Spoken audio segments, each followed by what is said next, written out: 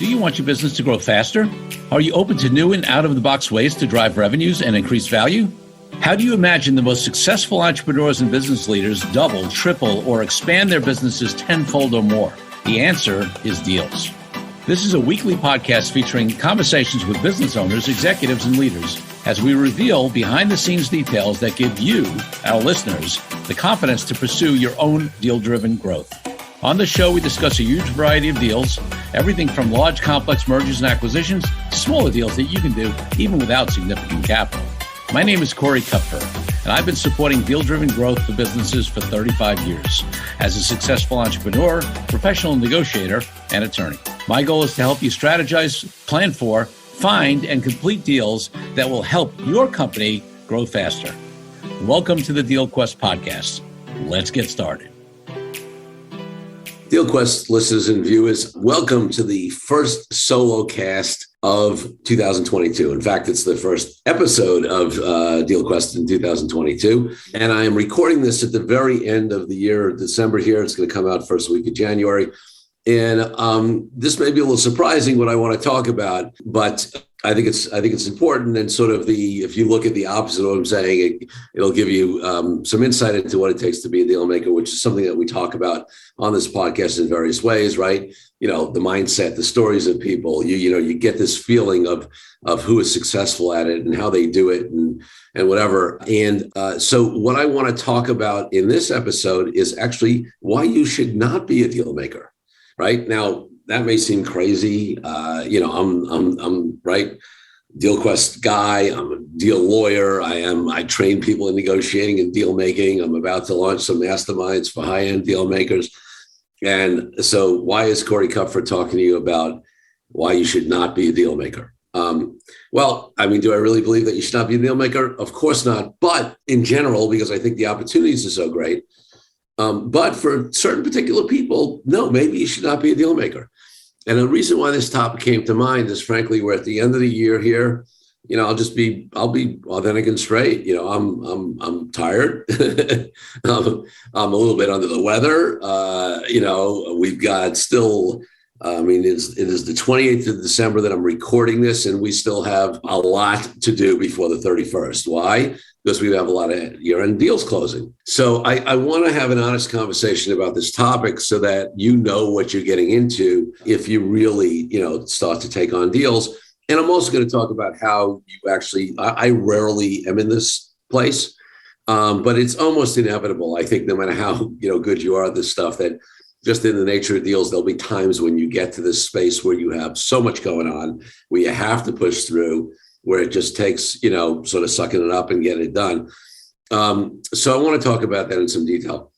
I will do my, the last couple of years, I've done a year-end review of deals and maybe a look forward. So I think the next solo cast, I will, I don't know that I'll see whether I'll go over any specific deals as I've done sometimes in the past, but I do want to recap sort of 2021 in general, at least, and then talk about what I see for 2022. That'll be the next solo cast, which will come out, more in several weeks. We do it every 4. So we'll have January to sort of digest the 2021 year and look at some trends for 2022. And then, it'll probably come out the very late January, early February. The next solo cast will do sort of that. But again, here I want to talk about why you should not be a deal maker. So what are some of the things that, that are about deals that could be challenging, that may not align, with who you are?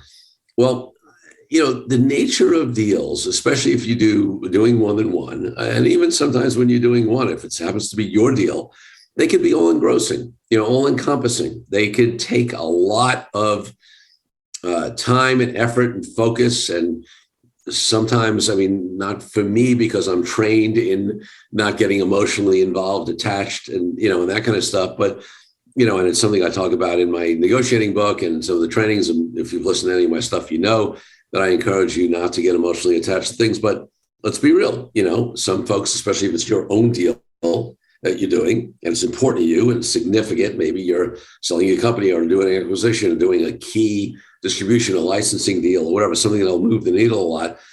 and especially if you've never done it before, and depending upon your personality, depending on your experience, depending upon how important it is, the amount of internal work you've done, it could be an emotional challenge for you dealing with it. And then, I know people who have lost sleep, over deals. I know people who have, even gotten, themselves physically, psychologically, challenged or physically ill. And sometimes it just takes something, right? There's a lot of work involved in the due diligence and the planning and the negotiating and the training and even the closing of the deals. I mean, we've got several deals closing right now.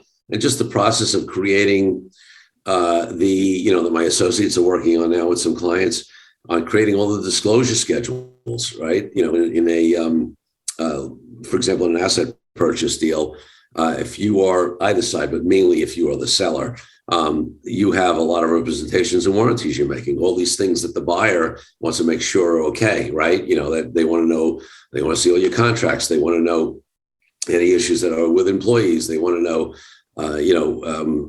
regulatory, legal lawsuits, anything that's come up. They want representation on taxes, and there's a series of schedules that you provide that provide information or exceptions to some of the representations. And it's often something that gets done later in the deal time. And sometimes people can be fatigued on where the deal's at. And of course, they want to get it done, especially when you're at the end of the year. But it's such a crucial part of the process, because if you don't properly do your disclosure schedules and you don't have the information on there, then you're much higher risk of being in breach of representation and warranty, which could trigger your indemnity obligations if something comes up later, or disputes or things like that. So I'm not going to go too far down that road, but the reason I bring it up is that at a point where the deal seems closer and closer, and maybe you can see the finish line, there's this, that's just an example of this body of work that is a distraction from your core business that you have to focus on and that, you really need to get right. Now, listen, we as attorneys anticipate that stuff. We really help our clients through it. We make it a lot easier in a lot of ways, but it takes a commitment. Looking at it from our point of view, my whole team is frankly stretched right now. And I don't mean stretched in a way that we're not getting stuff done, but, we are all coming into the end of this year. As I've talked about in the past, it's a hot deal year. I mean, I'll talk about this more in the next episode. And we had many, many deals that were on track to close just because of the economy, just because of the way it is, and also because of the risk of capital gains rates going up. Now, it looks unlikely that's going to happen now. But once the deals get on track for a particular closing timing, they normally will, want to stay on that track because there's plans and expectations and operations, things and integration and other things that have been set forth in a project plan that, are now sort of set for December 31 closings. Although it's not absolutely crucial, you can allocate. It's a very nice, clean deal when you close at the end of a year for tax purposes, often, and things like that. So the bottom line is we have a lot of deals closing. So working some extra hours, my people are all pushing it. I have certain counsel relationships that I bring in as needed. We've got all of those working and we're cranking away. Why do I bring that out in the context of maybe you don't want to be a deal maker? Well, in large part, my team and staffing and planning and just our experience and skill and expertise and, and having being through this before, being able to anticipate stuff. For the most part, we avoid being in these crunches, right? I'm not saying it doesn't come up when we go Oracle hard to get a deal close, whatever. But, at the level we're at now, we can usually avoid it. But, being in the deal world, you can never avoid it 100%. I think no matter how much planning that you do, sometimes you just have to push through. Sometimes you have to, put it on the line, and like I said, listen, right now, nothing serious. Took my COVID test. It's negative, but, I got a bad cold. Definitely use some rest, some sleep. Looking forward to that happening this holiday weekend. Our December 31st deals are all slated to hopefully sign by December 30th, which is Thursday, with a December 31 effective date. I'm hoping we don't have to go into Christmas Eve, but you know what? If we do, we do. And that's what's going to happen because we got to get the work done, and we will for clients, and we'll get the deals closed. And listen, the clients, it's a little different for the clients, but they have their own version of it, and the parties on the other side.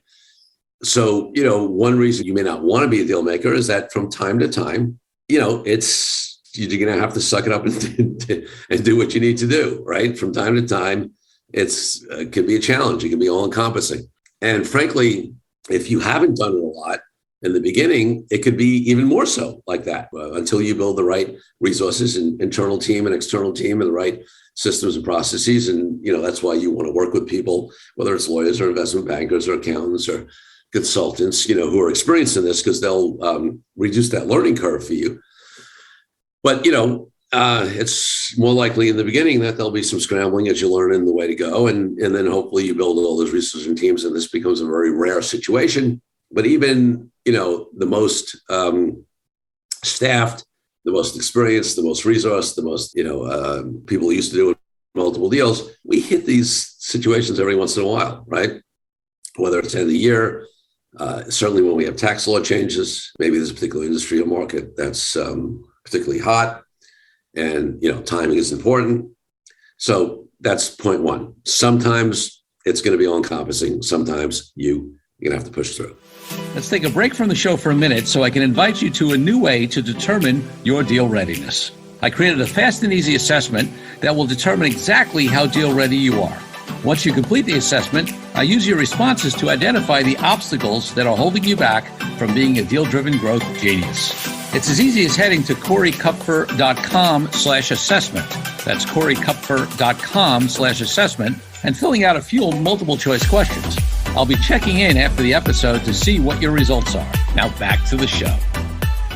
The second reason you may not want to be a deal maker is no matter what we do, no matter how good you are at doing deals, and no matter how much you do to mitigate risk, which is a lot of ways you can do that, and you can definitely significantly increase the chances of a deal going well by doing the right due diligence, having the right team in place, understanding how to get deals done, getting out of a lot of the things I've talked about in the past in terms of the triggers on why you do bad deals, right? Ego, scarcity, desperation, things like that. But if you speak to any highly successful deal maker, they have deals that don't work. They have deals that blow up. They have deals that don't perform the way they thought they would. They have deals that they put a lot of time into and they die, right? Either before closing or they go wrong pretty quickly after closing. That's the nature of doing deals. It's the nature of, listen, it's like if you're an entrepreneur, you take other risks, right? And that's part of the game. Well, there are additional risks to deal making. And if you are not a risk taker at a certain level, right? There's a range, right? And that may affect the types of deals you do, how many you do, how aggressive you are, in terms of how quickly you do deals. So you can moderate that speed and the number of deals and the level of due diligence you do. But inherently, there's risk in doing deals, right? I think there's risk in anything that has upside, right? Whether it's in passively investing in the stock market or, it's doing your own deals or it's starting a new company or, expanding your, investing in sales on the organic growth side, that's the deal. So if you can't live with a higher level of risk than, a lot of people who may, not be able to do that, right? Then you shouldn't be a deal maker. Now, most people who decide to be deal makers or entrepreneurs or high-level executives. They are used to taking certain types of risk in various scenarios because of the nature of their position at the company or the nature of being an entrepreneur.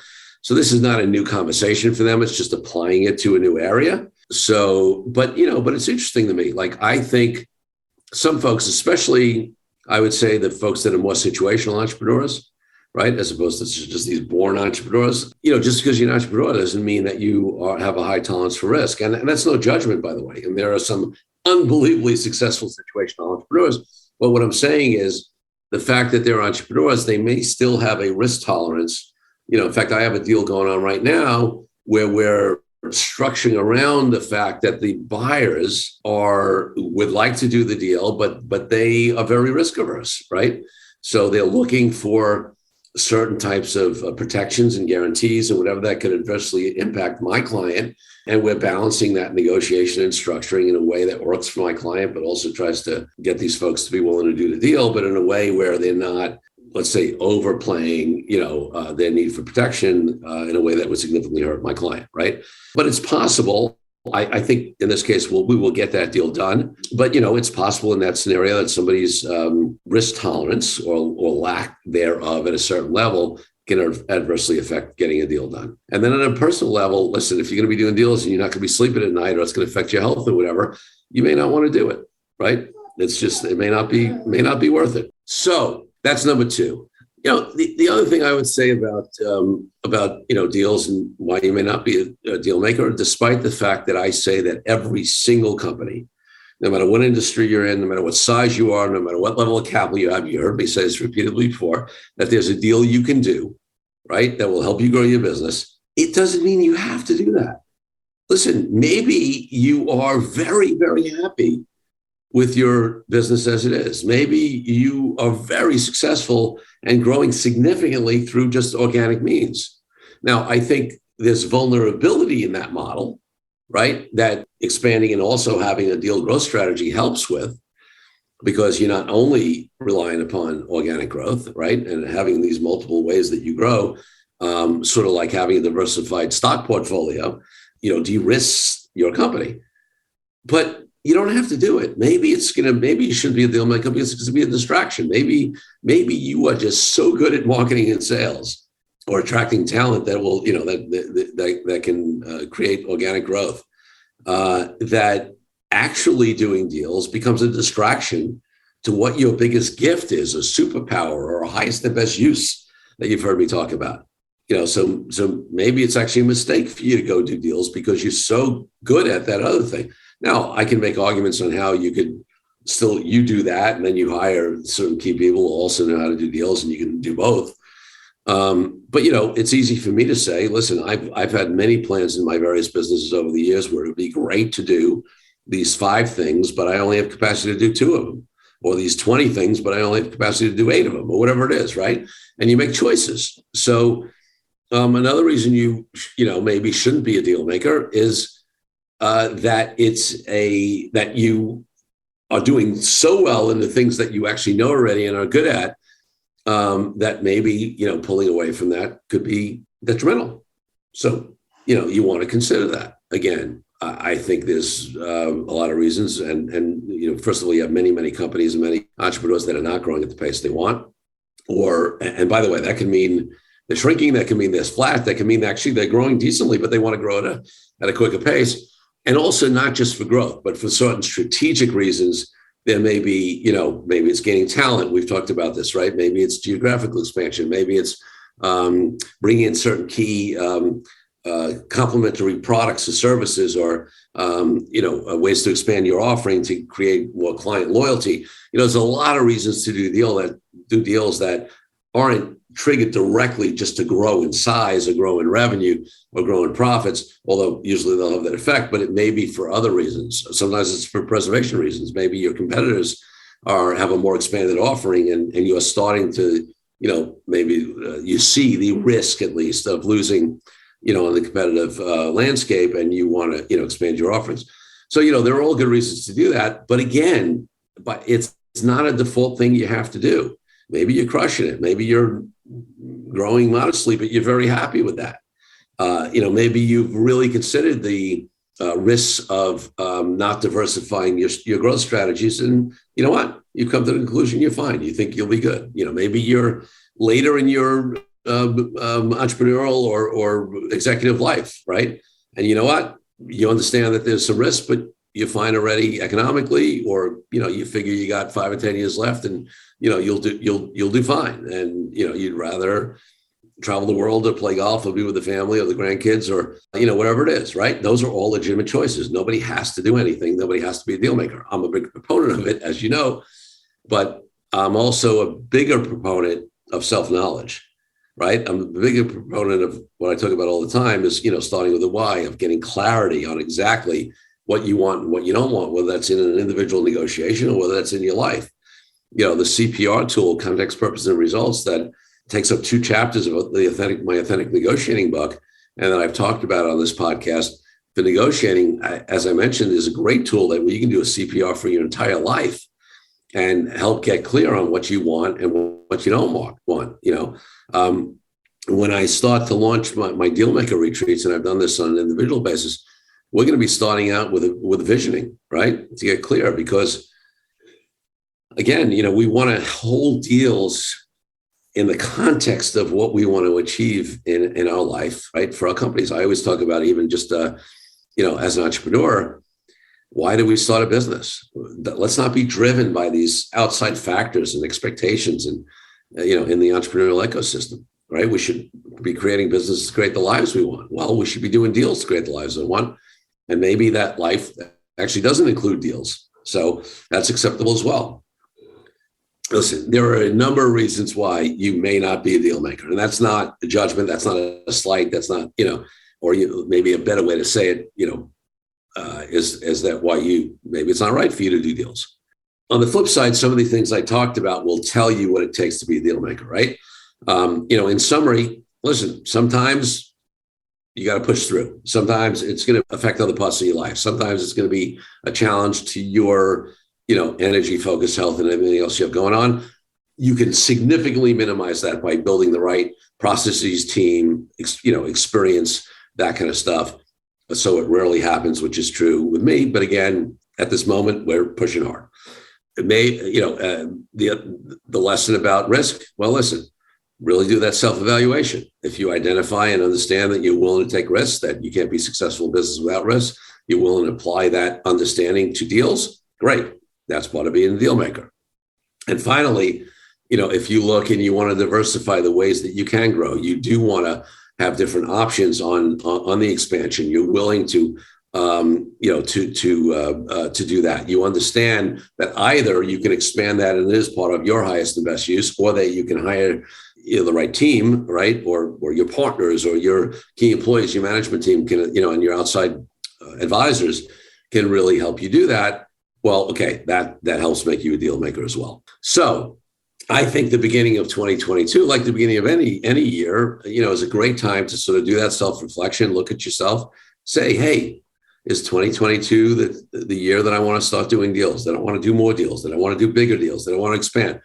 Am I a deal maker in that regard? Do I want to be a deal maker today in this time in 2022?